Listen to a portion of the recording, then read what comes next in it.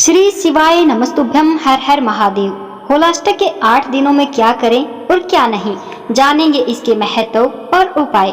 होलाष्टक का समय मांगलिक कार्यों के लिए अशुभ माना जाता है। फाल्गुन माह के शुक्ल पक्ष की अष्टमी से पूर्णिमा तक के समय को होलाष्टक कहा जाता है। इस साल होलाष्टक का प्रारंभ 6 मार्च से हो रहा है, जो होलिका दहन 13 मार्च तक रहेगा। होलाष्टक को उपाय और टोटकों के लिए बड़ा ही उपयोगी समय माना जाता है। होलाष्टक में आप धन की प्राप्ति के लिए पंचमुखी दीपक और हनुमान जी से जुड़ा हुआ उपाय कर सकते हैं। इस उपाय को करने से होली से लेकर पूरे 1 साल तक आपके पास पैसों का आगमन होगा। हनुमान जी की कृपा से आप पर माता लक्ष्मी प्रसन्न रहेंगी। ऐसे में आइए जानते हैं होलाष्टक में पंचमुखी दीपक हर हनुमान जी का उपाय और इस दिन क्या करें और क्या न करें। सारी बातें हम इस वीडियो में जानते हैं। होलाष्टक हिंदू धर्म में एक महत्वपूर्ण पर्व है, जो विशेष रूप से होली के त्योहार से पहले 8 दिनों का समय होता है। यह समय आमतौर पर शुभ कार्यों के लिए नहीं माना जाता है और इस दौरान कुछ खास कामों से बचने की सलाह दी जाती है। आइए जानते हैं कि होलाष्टक में हमें कौन से 11 काम नहीं करने चाहिए और इसके बजाय हमें क्या इन दिनों में करना चाहिए। होलाष्टक के दौरान विवाह का मुहूर्त नहीं होता, इसीलिए इन दिनों में विवाह जैसा मांगलिक कार्य संपन्न नहीं करना चाहिए। नए घर में प्रवेश भी इन दिनों में नहीं करना चाहिए। भूमि पूजन भी इन दिनों में नहीं किया जाता। नव विवाहिताओं को इन दिनों में मायके में रहने की सलाह दी जाती है। होली का दहन 13 व 14 मार्च को होली खेली जाएगी। होलाष्टक के समय विशेष रूप से विवाह, वाहन खरीद, नए निर्माण व नए कार्यों को आरंभ नहीं करना चाहिए, ऐसा ज्योतिष शास्त्र का कथन है। अर्थात इन दिनों में किए गए कार्यों से कष्ट, अनेक पीड़ाओं की आकांक्षा रहती है तथा विवाह आदि संबंध विच्छेद और कलह का शिकार हो जाते हैं, या फिर अकाल मृत्यु का खतरा या बीमारी होने की आशंका बढ़ जाती है। ज्योतिष शास्त्र के अनुसार होलाष्टक के दौरान 8 ग्रह उग्र अवस्था में रहते हैं। अष्टमी तिथि को चंद्रमा, नवमी को सूर्य, 10वीं तिथि पर शनि, एकादशी पर शुक्र, द्वादशी पर गुरु, त्रयोदशी तिथि पर बुध, चतुर्दशी पर मंगल और पूर्णिमा तिथि के दिन राहु उग्र स्थिति में रहते हैं। होलाष्टक के दौरान शुभ और मांगलिक कार्य नहीं किए जाते हैं। माना जाता है कि होलाष्टक की अवधि में किए गए शुभ और मांगलिक कार्यों पर इन ग्रहों का बुरा असर पड़ता है, जिसका असर सभी राशियों के जीवन पर भी पड़ सकता है। इस वजह से जीवन में कई प्रकार की समस्याएं उत्पन्न हो सकती है। यही कारण है कि इन होली से पहले इन 8 दिनों में सभी मांगलिक कार्यों पर रोक लग जाती है। धार्मिक मान्यताओं के अनुसार होलाष्टक के दौरान भगवान हनुमान, भगवान विष्णु और भगवान नरसिंह की पूजा करने का विधान है। माना जाता है कि पूजा करने से सभी समस्याएं दूर हो जाती हैं। साथ ही होलाष्टक के 8 दिनों में व्यक्ति को निरंतर महामृत्युंजय मंत्र का जप करना चाहिए। होलाष्टक के 8 दिनों तक शादी विवाह जैसे कार्य नहीं किए जाते हैं। इसके साथ ही भूमि, भवन और वाहन आदि की भी खरीदारी को शुभ नहीं माना गया है। वहीं नव विवाहिताओं को इन दिनों में मायके में रहने की सलाह दी जाती है। हिंदू धर्म में 16 प्रकार के संस्कार बताए जाते हैं। इनमें से किसी भी संस्कार को संपन्न नहीं करना चाहिए। हालांकि दुर्भाग्यवश इन दिनों किसी की मौत होती है तो उसके अंत्येष्टि संस्कार के लिए भी शांति पूजन करवाई जाती है।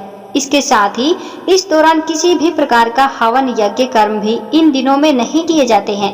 होलाष्टक के दौरान पूजा पाठ का विशेष पुण्य प्राप्त होता है। इस दौरान मौसम में तेजी से बदलाव होता है, इसीलिए अनुशासित दिनचर्या को अपनाने की सलाह दी जाती है। होलाष्टक में स्वच्छता और खान पान का उचित ध्यान रखना चाहिए। इस दौरान भगवान विष्णु की पूजा करनी चाहिए। होलाष्टक में भले ही शुभ कार्यों को करने की मनाही है, लेकिन इन दिनों में अपने आराध्य देव की पूजा अर्चना कर सकते हैं। व्रत उपवास करने से भी आपको पुण्य फल मिलते हैं। इन दिनों में धर्म कर्म के कार्य, वस्त्र, अनाज व अपने इच्छा अनुसार सामर्थ्य के अनुसार जरूरतमंदों को धन का दान करने से आपको लाभ मिल सकता है। होलाष्टक के 8 दिनों में क्या करें और होलाष्टक के 8 दिनों में क्या ना करें, इस बारे में अब बात करते हैं। होलाष्टक में पंचमुखी दीपक के उपाय की विधि के बारे में बात करते हैं। होलाष्टक का प्रारंभ 7 मार्च से हो रहा है, इसीलिए आप उस दिन से होलिका दहन तक उपाय करें। इसमें आप होलाष्टक के पहले दिन दोपहर में हनुमान जी की पूजा करें। अगर दोपहर में समय नहीं है तो सुबह या शाम में कर सकते हैं। आप आटे से एक दीपक बना लें। उसमें 5 मुख होना चाहिए, जिसे पंचमुखी दीपक कहा जाता है। आटे के बने पंचमुखी दीपक में रुई से बनी हुई 5 बाती लगा दें। दीपक में गाय का शुद्ध घी डालें। यदि घी नहीं है तो शुद्ध तिल के तेल का उपयोग भी आप कर सकते हैं। दीपक तैयार करने के बाद उसे जलाएं। इस दीपक को आप सुबह, दोपहर, शाम या फिर कभी भी जला सकते हैं जब आपके पास समय हो। हनुमान जी की मूर्ति को स्थापित करें, उसकी प्रतिदिन पूजा करें। हनुमान जी के आशीर्वाद से आपके जीवन के सभी कष्ट, रोग, दोष आदि दूर होंगे। धन प्राप्ति के मार्ग खुलेंगे। होलाष्टक के समय में हनुमान जी की पूजा और पंचमुखी दीपक का उपाय करने से धन प्राप्त होता है। हनुमान जी सभी प्रकार के विघ्न और बाधाओं को दूर करते हैं। उस व्यक्ति पर माता लक्ष्मी की कृपा होती है। दीपक जलाने के बाद हनुमान जी का दर्शन करें, उनके मंदिर में जाकर पूजा करें या फिर आप अपने घर पर भी हनुमान जी की मूर्ति स्थापित कर सकते हैं। यह हनुमान जी की मूर्ति पंचमुखी होनी चाहिए तो और भी अच्छा होता है। उस पंचमुखी दीपक में 5 लौंग डालकर हनुमान जी के समक्ष रख दें। इसके बाद हनुमान जी के समक्ष आसन पर बैठकर पूजा करें। पूजा में आपको हनुमान चालीसा का पाठ करना है। होलाष्टक के प्रत्येक दिन में आपको हनुमान चालीसा का पाठ 3 बार करना है। होलाष्टक के अंतिम दिन यानी होलिका दहन को पूजा के बाद उस पंचमुखी दीपक को जल में प्रवाहित कर दें।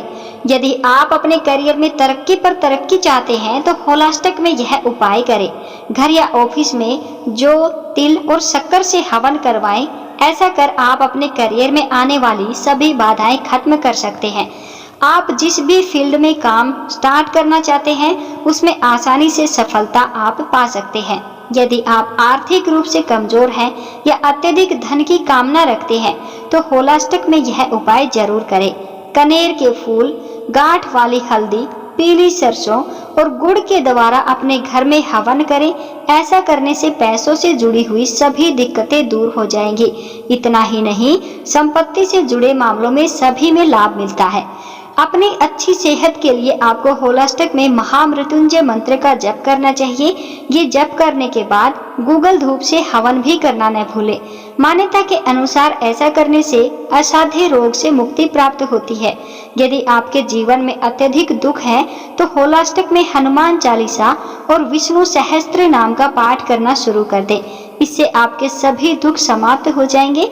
जीवन में खुशियां ही खुशियां होंगी। होलाष्टक के दिनों में भगवान विष्णु और नरसिंह अवतार की आराधना करें। इस समय भगवान विष्णु विशेषकर नरसिंह अवतार की पूजा करना अत्यंत शुभ माना जाता है।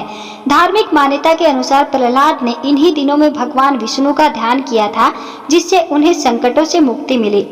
होली का पूजन करें। फाल्गुन शुक्ल अष्टमी से प्रतिदिन होली का पूजन करने से नकारात्मक शक्तियां दूर होती हैं। विशेषकर पूर्णिमा के दिन होलिका दहन से पहले नारियल, गेहूं, चना आदि अर्पित करके पूजा करना शुभ होता है। इन दिनों में दान पुण्य करें। इस अवधि में ब्राह्मणों, गरीबों और जरूरतमंदों को अन्न, वस्त्र आदि का दान करना विशेष फलदायी माना गया है। इससे जीवन में सुख समृद्धि आती है और पितृदोष व ग्रह दोषों का निवारण होता है। इन दिनों में धार्मिक सत्संग और भजन कीर्तन करना चाहिए। होलाष्टक के दौरान भगवत कथा, श्रीमद् भागवत का पाठ, रामायण पाठ और सत्संग करना शुभ फलदायी होता है। इससे मन शांत रहता है और घर परिवार में सकारात्मक ऊर्जा बनी रहती है। इन दिनों में रंगों से संबंधित अनुष्ठान करने से सकारात्मक ऊर्जा का संचार होता है। घर को स्वच्छ रखें और हल्के रंगों से सजाएं। होलाष्टक के समय को आत्म साक्षात्कार और साधना के लिए उपयोगी माना जाता है। इस समय आप उपवास रख सकते हैं और भगवान की उपासना कर सकते हैं। इस समय मौन रहना और चुपचाप अपने आत्मिक कार्यों में ध्यान लगाना बहुत ही अच्छा होता है। यह समय आत्मिक उन्नति का होता है। होलाष्टक के दिनों में शिव की पूजा का विशेष महत्व बताया गया है। ये पूजा विशेष रूप से प्रभावी मानी जाती है। खासकर शिवलिंग पर जल चढ़ाने से पुण्य मिलता है। होलाष्टक में भजन और कीर्तन करने से मन को शांति मिलती है और नकारात्मक ऊर्जा दूर होती है। गाय को इन दिनों में कुछ न कुछ जरूर खिलाना चाहिए, जैसे कि गाय को घास या अन्य खाद्य सामग्री देना भी इन दिनों में बहुत ही शुभ माना जाता है। इन दिनों में प्रकृति के साथ अपना समय बिताना चाहिए। इस दौरान प्रकृति के साथ समय बिताने से मन को शांति मिलती है। बागवानी करना, पेड़ पौधों की देखभाल करना या प्रकृति में घूमना अच्छा होता है। तो दोस्तों, उम्मीद करते हैं आपको हमारे द्वारा बताई गई जानकारी अच्छे से समझ आई होगी। वीडियो अच्छी लगी हो तो वीडियो को लाइक करें, शेयर करें और कमेंट बॉक्स में हर हर महादेव की हाजिरी जरूर लगाएं। और इसी तरह हर रोज नई नई वीडियोस देखने के लिए हमारे चैनल को सब्सक्राइब जरूर करें।